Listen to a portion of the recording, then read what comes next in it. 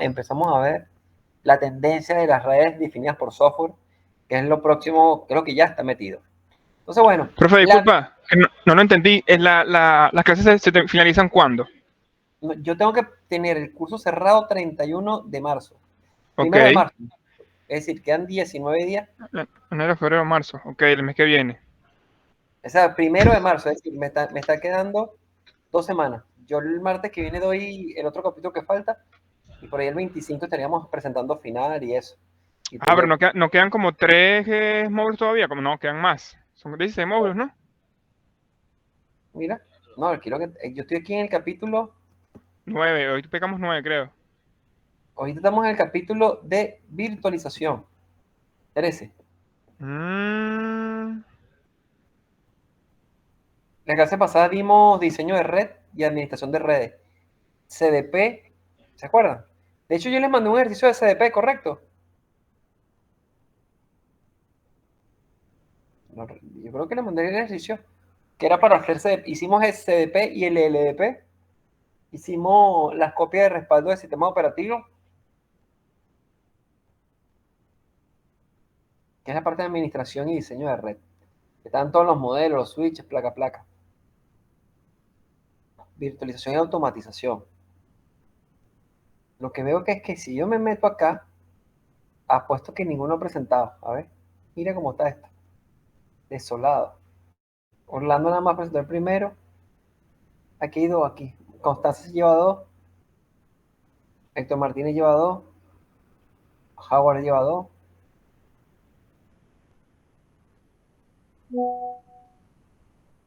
Aí vamos no paso de vencedores. Ah, el señor Juan Ribeiro lleva tres. Muy bien. Alguno. Ashley. Bueno, entonces arranco con el tema de virtualización. La virtualización, vamos a ver prácticamente los 5 elementos que hoy en día se están implementando a nivel de esta solución, donde vamos a ver lo que es todo el tema de cómputo en la nube, virtualización, infraestructura de red virtual, red definida por software, SDN, y controladores. Este es un capítulo muy teórico, no hay manera, esta es la abreboca para explicar arquitecturas nuevas que vienen con Cisco, como ICI, etc. Y bueno, hoy en día el cómputo de la nube, bueno, hoy en día todo lo que es cómputo se puede definir de dos maneras. Es esa capacidad que tenemos nosotros en la red para poder almacenar nuestros, eh, nuestros software y nuestros servicios dentro de la red. Llámese servidor de correo, servidor administrativo, servidor de base de datos, de nómina, servidor de autenticación, entre otros. Pero este cómputo también puede ser en la nube. Entonces, cuando hablamos de las nubes, es que nuestro data center pasa a ser de una infraestructura on-premise. Quiere decir on-premise que yo tengo que definir un espacio físico, tengo que aclimatarlo, colocarle niveles de controles de estrógeno. Bueno, estrógeno no, ¿cómo se llama? De temperatura, humedad, energía. Tengo que comprar el equipamiento que tienda a desgastarse con el tiempo a nivel de equipamiento de soporte de infraestructura, como su garantía, como sus placas de expansión, etc. Entonces, nosotros todo lo que es ese centro de datos, en vez de disponerlo dentro de nuestra arquitectura, perdón, dentro de nuestra oficina, espacio físico, bueno, generalmente se puede armar en una nube, en Internet. ¿Cómo se puede hacer? Hay diferentes mecanismos. Uno de ellos es AWS, que es Amazon Web Service, o el otro que es conocido, que es Azure, que es el de Microsoft. Entonces, vamos a hablar un poquito de los centros de datos y cómo es el cómputo. El cómputo es la capacidad de procesamiento. Entonces existe SAS, PaaS y AS. Vamos a ver la diferencia de cada uno de ellos y cuál va a ser el comportamiento de ese hipervisor. Existen dos, tipo 1 y tipo 2. La nube como tal, al tener todo ese cómputo, ¿verdad? Orientado, a maximizarlo acá. Entonces, toda la parte de cómputo en la nube me permite crear solucionar algunas mejoras. Uno, que me permite acceder a mi centro de datos de cualquier parte del mundo, ¿verdad? O de cualquier parte de la organización, me resume el tema de que no es lo mismo que yo compre por lo menos un disco duro de 1 terabyte y utilice 250. Aquí se aprovechan, tú compras exactamente los recursos que requieres, ni más ni menos, y de alguna manera simplifica la capacidad de equipos que vas a tener, que vas a tener dentro de la red. ¿Okay? Ya que de alguna manera tener menos equipos, sacas el mejor aprovechamiento de cada uno de ellos. Así, también como el menor consumo de energía. Y lo otro es que garantiza la alta disponibilidad. No es más que los servicios siempre van a estar conectados. Hoy en día vamos a tener servicios en las nubes que van a tener tres principales estructuras. Cuando hablamos de SaaS, hablamos de software como servicio, P, plataforma como servicio, o IaaS, infraestructura como servicio. La diferencia entre cada uno de ellos es, es el uso. Ejemplo, cuando yo, por lo menos un ejemplo, soy una empresa y lo que te brindo a ti es a través de Internet acceder a mis servicios, es una solución SaaS. Ejemplo, Netflix o sistema de autenticación que yo utilizo, que simplemente lo que hago es brindar ese servicio de software, así sea de monitoreo, así sea de streaming, es que me está brindando a mí ese servicio a los usuarios. Entonces eso sería SaaS. Cuando hago plataforma como servicio, en este caso es cuando, de alguna manera, tenemos una cantidad de herramientas y que yo puedo, de alguna forma, dentro de la nube, agregar algunos software propietarios. Es decir, yo puedo programar, puedo crear mis programas automáticos, ¿sí? Es decir, mi programa no automático, mi programa es dentro de la empresa. Y cuando hablo de infraestructura, ahí es donde yo tengo que armo el data center. Es decir, yo quiero tantos servidores, quiero cantidad de switching, capacidad de almacenamiento, capacidad de procesamiento. Es decir, que yo prácticamente cuando yo armo toda mi infraestructura a nivel de networking de centro de datos dentro de la empresa. Entonces, la diferencia es que no es lo mismo que dentro de un data center o una nube me den solamente un solo servicio, ¿verdad? Exclusivo para mi red, o que me permitan a mí poder subir un producto de desarrollo que es plataforma como servicio, o simplemente es que yo quiero crear la infraestructura, yo quiero dimensionar los servidores, yo quiero dimensionar el networking, yo quiero el rendimiento, etc. Ahora, otra de las cosas es que esos servicios en la nube hay que protegerlos. Así como tenemos un firewall perimetral, que es el dispositivo que se encarga de filtrar la seguridad de la red, aquí en la nube también necesitamos un firewall. Nuestros cómputos en la nube van a estar divididas en cuatro grandes ramas, ¿no? Nubes públicas, privadas, híbridas y comunitarias. En las nubes públicas, bueno, obviamente que están orientados a los servicios que se ofrecen para el público en general. Es decir, no hay permisología, no hay nada. Es decir, tenemos libre acceso a todo. Las nubes privadas es cuando una organización tiene instalada toda su arquitectura y está desplegada a nivel nacional, a nivel municipal, a nivel mundial, y todos los usuarios y los servicios tienen acceso a la red, ¿no? Y las nubes híbridas, que son muy comunes, son aquellas empresas donde por un lado tiene una infraestructura que es de acceso a todo el mundo y otro acceso privado. Esas son las más comunes hoy en día. Y luego tenemos las nubes comunitarias, que por lo general son organizaciones que se encargan de establecer una funcionalidad, ejemplo, contra sin fines de lucro, por lo menos los bomberos pueden tener sus servicios en nubes comunitarias para ayudar a una sociedad. Sabemos que hoy en día los bomberos no tienen un sueldo así, no es un cuerpo formado como tal, entre otras cosas, ¿no? Y que bueno, en este caso, estas nubes requieren también sistemas de autenticación y de confidencialidad de los datos. Hoy en día existe una gran guerra por así decirlo, entre establecer nuestros centros de datos que vayan a la nube contra centros de datos tradicionales, ¿no? Algunos beneficios me permiten definir cuál es la tendencia, ¿no? Y hoy en día tienden a ser sistemas híbridos. Quizás yo podría decir que hoy en día existe, podemos crear una palabra llamada centro de datos híbrido, en donde por lo menos un ejemplo, yo tengo todas mis aplicaciones, tengo todo mi correo electrónico en la nube, ¿sí? Sea privado o pública, y tengo mis sistemas administrativos locales, ¿ok? Lo más habitual, que es estos centros de datos, ¿verdad? Es decir, cuando yo soy dueño de la infraestructura, nosotros definimos a través de nuestras políticas, hacemos el mantenimiento y tienden a ser un poco más elevados sus servicios por la renovación de equipamiento, renovación de licencia y sobre todo la mano de obra, la mano técnica que esté calificada. Y por otro lado, en la nube, aunque tiende a ser mucho más económico, requiere un mínimo, es mucho más fácil de administrar, pero bueno, están expuestos para todas las públicas, a todas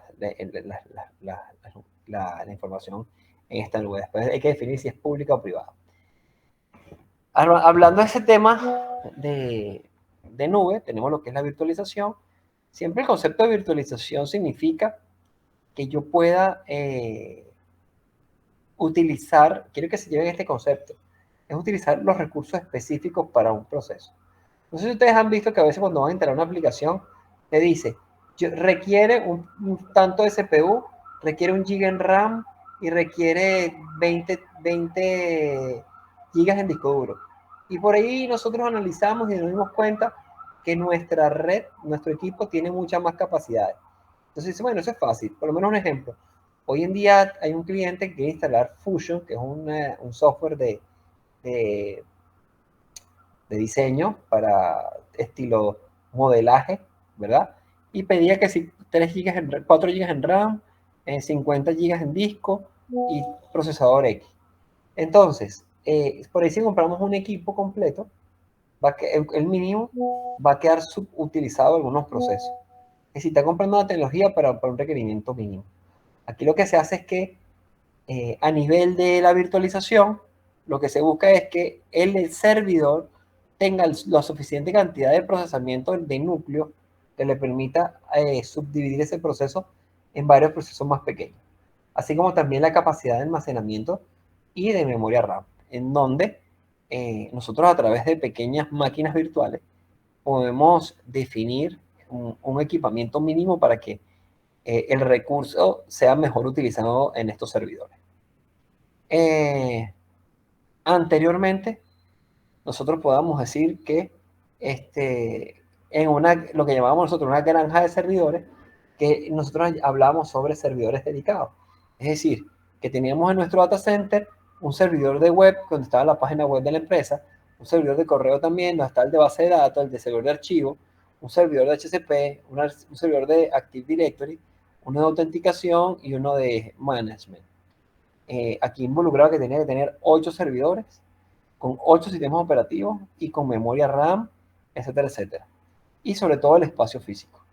Hoy en día con la virtualización yo puedo resumir esto en 2 equipos con todos estos recursos corriendo, reduciendo la cantidad de consumo de energía y mejorando el procesamiento. El tema del concepto de virtualizar servidores es que de alguna manera se le sacan los recursos necesarios y se aprovechan aquellos que están inactivos.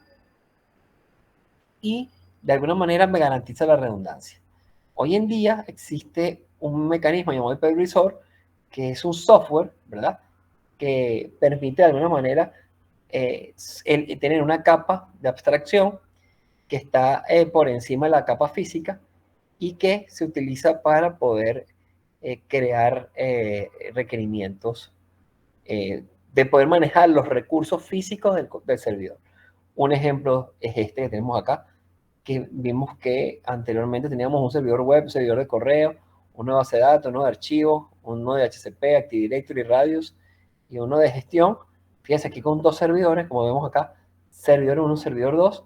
Tenemos aquí el hardware, que son los recursos totales que tiene el servidor, y prácticamente esto que vemos acá son máquinas que tienen un sistema operativo que ejecuta con un proceso diferente. Entonces, este servidor que es físico lo podemos subdividir en 4. Y este segundo servidor físico lo podemos también dividir en 4. Lo que me permite a mí tener mejor management de estos equipos. No obstante, estos hipervisores como capa, lo que quiero que ustedes vean es que es el que se encarga de, por un lado, usar el rendimiento de hardware que tiene versus crear imágenes de sistema operativo para que cada uno de estos procesos se ejecute dentro de la red. Algunos de los features o características que tiene este hipervisor es que de alguna manera me permite, que vamos a ver, por ahí creo que está más adelante lo explico y si no lo voy a explicar, todo el tema de alta disponibilidad. La virtualización, como les dije, las ventajas más que todo están orientadas a menos equipos, menos energía y menos espacio. Y los beneficios es que a la larga puedo crear prototipos porque, ejemplo, vamos a crear una aplicación nueva. Bueno, créate una máquina virtual de los mismos recursos del servidor. Vamos a armarlo ahí en ese servidor, en un ambiente de prueba controlado. La configuración es mucho más rápida, que es lo que toca es aprovisionamiento, es decir, de instalación de software, etcétera, etcétera. Me incrementa el tiempo de actividad del servidor, sobre todo, y a la hora de que hay un error o un problema, es mucho más fácil de detectar y de corregir.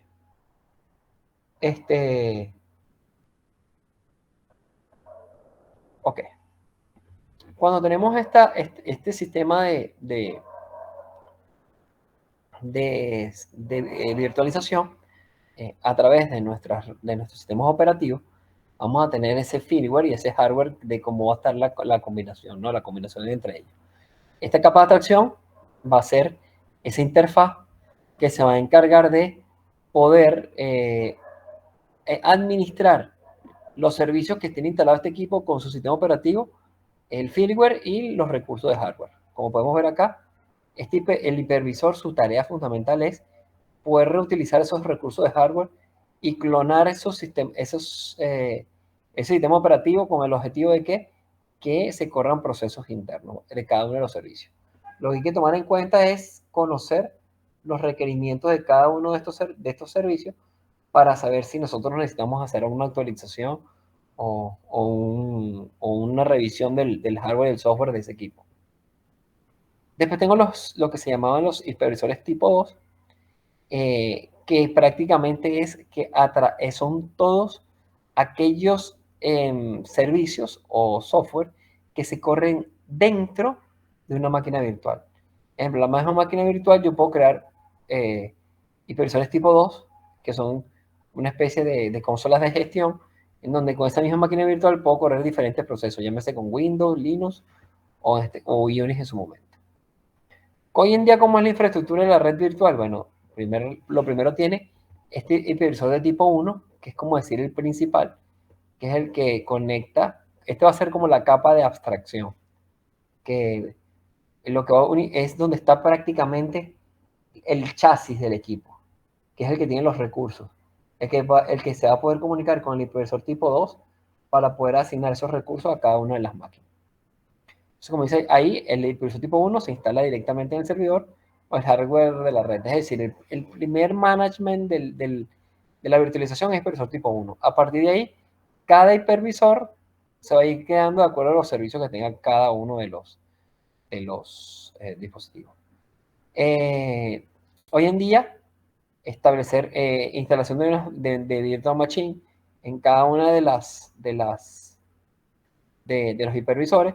Cisco tiene unos servidores que obviamente la gente más se va por la parte de Dell o HP, pero Cisco tiene los Cisco UCS Manager que puede controlar varios servidores y puede administrar muchísimos recursos a través de máquinas virtuales.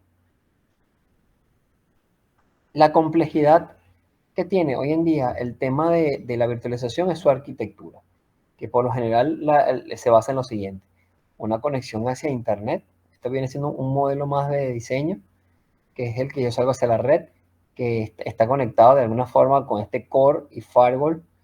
Y por otro lado tenemos los equipos de distribución, ¿verdad? Que por lo general son de data center, que lo que se busca es tener alta disponibilidad. Esto viene siendo, acuérdense que el core de la red es una capa que no tiene seguridad, sino lo que tiene es alto procesamiento y alta velocidad en los enlaces. Después tengo la capa de distribución, que es el acceso basado en políticas. Aquí se interviene la política de saber a través de listas de acceso, a través de requerimientos, de autenticación, etcétera, el usuario tiene derecho a navegar hacia qué destino.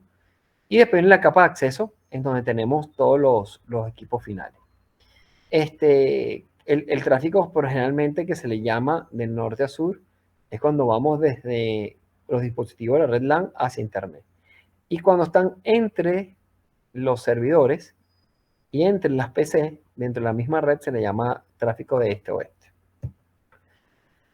Hoy en día, eso es lo que viene de la arquitectura a nivel de equipamiento, ¿sí? No confundamos.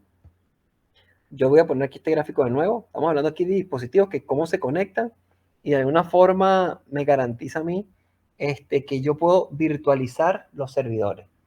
Vuelvo y repito, agarrar el mismo servidor, le instalo un hipervisor tipo 1 para que él me permita a mí hacer la abstracción de los recursos. Y después, cada máquina virtual que agrego en cada servicio es un hipervisor tipo 2. Y todo el tráfico que va desde los usuarios finales hasta los servidores es un tráfico de norte-sur. Y entre servidores y entre PC es de este a oeste. Esto es lo que quiero explicar aquí ahora. ¿Qué ocurre? Que la red tiende a cambiar y ser redes definidas por software, que la tendencia es que podamos ser programables y tener controladores, y sobre todo una arquitectura llamada SDN, que es Open Network Foundation, que es para los estándares abiertos. Tengo OpenFlow y OpenStack. Para entender un poco lo que es redes definidas por software, la diferencia es que mantiene dos campos, el plano de control y el plano de datos. La diferencia entre uno y otro es que el plano de control son todas aquellas decisiones que toman estos dispositivos para enrutamiento, como tablas MAC, tablas de enrutamiento, todo lo que hemos visto, pues. Tablas de OCPF, etcétera, etcétera, que generalmente están dentro de cada dispositivo. Ya este plano de control se separa de estos dispositivos. Y el plano de datos simplemente es el flujo de tráfico que se envía entre los puertos. ¿Ok? Es decir, que de alguna forma, si yo voy a irme para atrás, en este gráfico, si yo tengo aquí estos servidores, tengo estos switches, tengo estos distribución de estos switches y este core, con estos routers, la toma de decisión de este router se toma directamente en el router. Mientras que lo que está ocurriendo en este switch opera en este switch. Ahora, imagínense que yo toda esa toma de decisión la saque de la red. La voy a sacar, la voy a extraer a un elemento que es el que se va a encargar de tomar decisiones. Eso es lo que hacen las redes definidas por software, con el plano de control. Entonces, acuérdense que Cisco tiene el Cisco Expression Forwarding, que lo que hace es que fue el primer paso que tuvo Cisco para enviar paquetes. Acuérdense que cuando yo agarraba, mandaba vamos a ponerlo tradicional. Yo agarraba una máquina y quería mandar una información a la otra máquina, subía el switch, subía el router desencapsulaba y agarraba esa ruta y veía en dónde la podía enviar y lo enviaba. Perfecto. La segunda era que el dispositivo, cada vez que voy a enviar un destino, si ya ese destino estaba allí, ya lo había enviado en una oportunidad, simplemente no le preguntaba el CPU, sino que él tenía como una capa que de caché que se encargaba de tener cuáles fueron los últimos envíos que se realizaron, y si coincide con esa tabla lo envía, es decir, no va al plano de control. De esa manera es que trabaja Ceph. Es decir, que evita de que vaya al core y con uso de recursos de CPU, si en este caso ya él a nivel de plano de acceso ya lo puede ver. ¿Ok? Eso es lo que hacía lo que mejora mi rendimiento y la seguridad. Entrando un poquito más al detalle, bueno, aquí tengo lo que es el plano de administración. Es que ahora se lee un poco más, porque ¿qué ocurre? Ya yo con el Software Defined Networking, yo lo que tengo es que poder dentro de el plano de administración, lo que me permite a mí es crear todos los planos de control de todos los dispositivos en un solo equipo y que por ahí sean gestionados. Eso obviamente se va a hacer a través de protocolos como SNMP, que son protocolos de management, de manejo de la red. Ahora, dentro de SDN hay dos arquitecturas llamadas las SDN, que son las arquitecturas de virtualización, ¿verdad? En la cual vienen siendo una solución orientada a estándar abierto. Dentro de SDN me permite a mí todo lo que es el tema de microsegmentación. Ejemplo, si yo tengo una arquitectura con SDN, tengo dos soluciones de Software Defined Networking, SDN, la SD Access y SD WAN. Para que puedan entender un poco estas dos arquitecturas, SD Access, simplemente lo que yo centralizo todos los usuarios de acuerdo a una funcionalidad. Ejemplo, todos los usuarios que estén en la VLAN 10 van a ser gestionados por un equipo. Todos los usuarios de la VLAN 20 también. Donde haya por security, yo quiero que en los servidores haya por security. Quiero que tenga spanning tree habilitado. Todo se gestiona desde ese plano de control, en el acceso. Ahora, si esa red tiene 4, 5, 6 sucursales, entonces ahí es SD Access. Hace exactamente, perdón, es igual. Tengo todas las políticas y la funcionalidad de cómo voy a provisionar, cómo voy a mejorar la seguridad de mi WAN. Eso es lo que es Software Defined Networking. Y donde intervienen, obviamente, todo lo que es la virtualización de servidores. Luego Cisco tiene una solución que es SDN, que se llama ICI, que es una infraestructura centrada en aplicaciones, en donde la idea es integrar todo lo que es el cómputo local con la nube y ver como si todo es una sola red. Eso es lo que busca Cisco con SDAS. Lo único que cambia la topología. Lo vamos a ver más adelante. En este caso, algunas tecnologías de virtualización, vemos como dijo OpenFlow, OpenStack. Generalmente lo que va OpenFlow viene siendo el estándar más abierto, ¿ok? Como solución SDN. OpenStack está orientado a una solución de infraestructura como servicio, es decir, que de alguna manera la diferencia entre OpenStack y OpenFlow es que OpenFlow es como que te da el acceso a la nube y ya, mientras que OpenStack te permite a ti armar tus servidores con las capacidades de cómputo que tú desees, cantidad de procesamiento que tú desees, cantidad de switches, capacidad de CPU, memoria, entre otras. Y después vienen las de Cisco ICI, que de alguna manera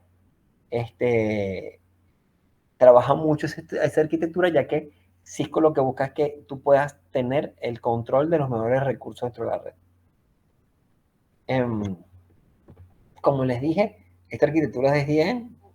Estamos hablando que en la red tradicional, cada dispositivo tenía un plano de datos, que son cuando yo envío los paquetes entre las interfaces, pero si yo quiero saber a qué interfaz voy, iba un plano de control. Si este no lo tenía, se lo mandaba al otro router y así sucesivamente. Aquí no. Con SDN ahora existe un control plane que si yo quiero mandar un paquete de aquí para acá, él sube automáticamente el control plane de SDN y SDN sabe a qué switch se lo voy a enviar. Es decir, que no tienen que estar preguntando a cada equipo porque es como decir, cada equipo es bruto. ¿Sí? Le saca esa capa, le abstrae esa capa de toma de decisiones, que es lo que genera mucha latencia en la red. Anteriormente, nosotros teníamos la arquitectura tradicional, que de alguna manera estaba dividida en lo que era aquellas estructuras basadas en núcleo, distribución y acceso. Aquí existen tres capas, que es la capa de aplicación, que generalmente dan todos los servicios, generalmente conecta con un plano de control y el plan de datos, es decir, que él separa toda la capacidad de switching, toda la capacidad de routing and switching de computación y qué aplicación más va a trabajar. Y esto lo va a ver todo como si fuera una sola red. Eso es lo que hacen los protocolos OpenFlow. Ahora bien, a nivel de controladores, de alguna manera nos va a permitir crear funcionalidad de flujo y de lo que es el control de acceso de cada uno de estos planos de datos. Es decir, los controladores, valga la redundancia, lo que permite de alguna manera es centralizar todos esos planos de control para que sea la conexión a través de los planos de datos de manera centralizada. Y que obviamente lo que es el aprovisionamiento, la falla, el monitoreo. Hoy en día estos controladores se utilizan mucho como elementos de monitoreo, es decir, para también saber cómo está la salud de la red. Por ende, existen algunas tablas que van a estar incluidas dentro de estos controladores. Por ejemplo, tengo una tabla de flujo, una tabla de grupo y una tabla de medidor. Como dice la lámina, la tabla de flujo es la que asigna los paquetes entrantes en un flujo determinado y especifica las funciones que deben realizarse cada paquete. Prácticamente esta tabla de flujo está orientada a esa toma de decisiones. Después la tabla de grupo es la que aplico la tapa de flujos a cantidad de grupos, valga la redundancia, y la tabla medidor viene dado es qué tanto tráfico o qué tanto flujo puedo enviar a través de estos grupos. Entonces, para que vean más o menos cómo todo esto está relacionado. Cuando tenemos una arquitectura de Cisco como ICI, vamos a tener que tener una arquitectura tanto de hardware como de software. Primero, a nivel de switching, para poder tener una arquitectura ICI que requiere que los equipos puedan extraer el plano de control y el plano de datos, necesito que se requiere que sean equipos de la serie Nexus 9000, que es el producto que tiene Cisco para todo lo que es SD Access, perdón, SD Access no, para que sea con la arquitectura ACI, que es arquitectura centrada en aplicaciones. Como todo en la red va a estar gestionado por un cerebro, necesitamos un controlador de esa infraestructura basado en política, que es el APIC. Se llama Controlador de Infraestructura y Política de Aplicación, por eso su acrónimo es APIC. Este APIC va a ser el software que va a correr en una máquina virtual o puede ser en un dispositivo que venga, un servidor que se va a encargar de gestionar y programar todas las políticas y conexiones necesarias para que todo funcione de manera como si fuese toda una sola red. Y por último tengo un ANP que generalmente son el grupo de políticas que se definen en cada uno de estos grupos de usuarios. Componentes básicos de ACI, bueno, obviamente tenemos el API, que es ese servidor, que vamos a través de máquinas virtuales, llámese VMware o llámese Hyper-V, vamos a poder tener todo lo que es todas las VLAN de la red, enrutamiento, aplicación y base de datos. Y a nivel de estructura, cambia, ¿ok? Porque fíjense, aquí está el servidor que va a tener instalado de alguna manera el APIM, que es el que va a tomar todas las decisiones a través de DM, y tengo lo que se conoce una arquitectura llamada Spinal Leaf, en donde es una arquitectura parecida a núcleo de distribución. Lo atractivo de esto es que hay alta disponibilidad y alta conectividad, pero fíjense que es entre el spine, que viene siendo como el core, y los leaf, como las spine, bueno, el árbol y las hojas, ¿no? Si se dan cuenta, todos hay alta disponibilidad, pero no se comunican entre ellos. Es una de las reglas de la topología Spinal Leaf, que me garantiza la alta disponibilidad entre el core y el acceso, pero no hay conexión entre ellos. Y sobre todo hacia la IPQN que está en el servidor. Tipo SDN, bueno, hay diferentes modelos de arquitecturas basadas en SDN. Uno de ellos es el SDN basado en dispositivos, que es donde empezamos el tema de programabilidad, que es el capítulo que va a la semana que viene, que puede ser en el mismo equipo o en un servidor de la red, como muestra la aplicación. Entonces, este es el clásico, ¿no? Tengo varios control plane, varios dispositivos, y todos se centran a través de un dispositivo, a través de una aplicación. Después tengo basado en controlador, en este caso, yo gestiono los servicios dedicados a cada uno de la microsegmentación de estos dispositivos a través de por lo menos OpenFlow o OpenStack. Y por último, el SDN basados en política, en donde y aquí interviene a través de ese APKM, la abstracción es mucho más detallada, donde hay que definir lo que acabamos de decir, el flujo de los tráficos, si es por usuario o es por aplicación, y que buscar el tema de que tenga mayor cantidad de disponibilidad y acceso a los recursos que solamente competen de acuerdo al grupo de política. Funciones de APKM, fíjense, aquí tengo una imagen de esta interfaz que de alguna manera me va a permitir visualizar toda la topología de la red. Vamos a ver cómo puede ser el rastreo de una ruta o el trace de una ruta para llegar a un destino. Y sobre todo poder aplicar políticas o directivas en cada uno de los servicios. Otras funciones es que yo puedo aquí aplicar cómo va a ser el flujo de tráfico de un origen hacia un destino, por cuántos routers va a pasar y entender cómo esto lo va a ver como si fuese una sola red. Y sobre todo podemos aquí garantizar políticas de seguridad, políticas de redundancia y todos los ajustes para mejorar el tiempo de clásico, el tiempo de tráfico y sobre todo aplicar políticas de calidad de servicio. Entonces, bueno, fíjense que esto es un capítulo un poco más abstracto, orientado a lo que es la virtualización, no tengo práctica relacionada a esto, pero bueno, es lo que tenemos. Dudas, preguntas, deben haber millones, ¿no? Deben haber una banda de preguntas. Igual yo ahorita creo que las únicas que me faltan pasar son esas dos. Alguien que me ayude, si me recuerda si la semana pasada pasé las láminas, que a veces se me olvida.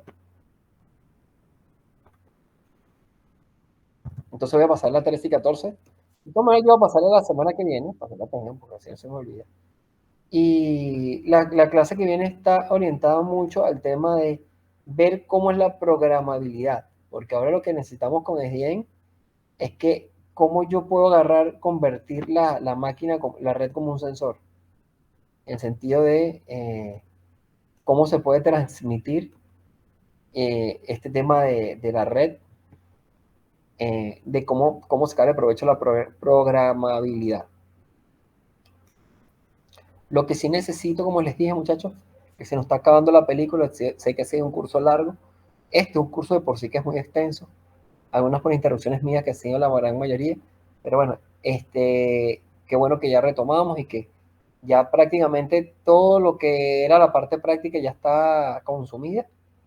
Y que, bueno, me queda la clase que viene que también es teórica, que es la parte de entender un poco más, que de hecho no la descargué acá, toda la parte de cómo agarrar esa red virtualizada y programarla. Lo que sí, como les dije, traten de ir adelantando los capítulos para que tengo fechas por sistema el 1 de marzo, tener el curso ya con notas y todo para que no dé chance. Entonces, hasta el 1 de marzo tenemos para presentar todos los exámenes y entregar el proyecto final. El proyecto no me preocupa tanto, los exámenes sí, porque él me cierra, después yo puedo meter la nota en la cajita. En realidad, la caja donde yo pongo las notas, el curso va a quedar abierto. Lo que no me deja es seguir presentando exámenes. Entonces, antes del primero hay que presentar todos esos exámenes, inclusive los finales. Menos mal que la semana que viene me da chance de dar este otro tema y que seguimos creciendo con el tema, y que estos son los últimos capítulos, para que tengan por ahí 10 días para ponerse al día con los exámenes. Bueno, y aprovechen esto, uno no sabe cuál es el futuro. El Cisco lo están pidiendo en todos lados. Aquellos que están dentro de Venezuela, los que se quieren ir, o los que tenga, uno no sabe. Esto lo están pidiendo muchísimo. Aquí en Argentina, Chile, Perú, Estados Unidos lo están pidiendo mucho también. Entonces, aprovechen este esfuerzo que también la empresa está haciendo para dictarles el curso y que bueno, es un valor agregado para ustedes.